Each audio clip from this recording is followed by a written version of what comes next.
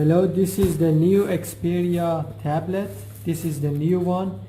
The old one, you can open the old one from the back side, but this one you have to open it from the front. You just take your heater and heat the screen up, and then you can lift up the screen. I already heated up the screen. After you take out the screen, you have one cable there disconnected.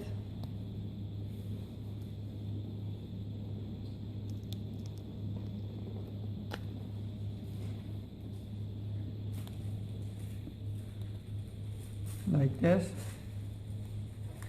And you can replace the screen, the touch screen and LCD in one piece, or you can just separate the glass, the digitizer from the LCD, which comes cheaper. I'm gonna try to do this. So you can see this cable is connected to the digitizer, and this is from the LCD.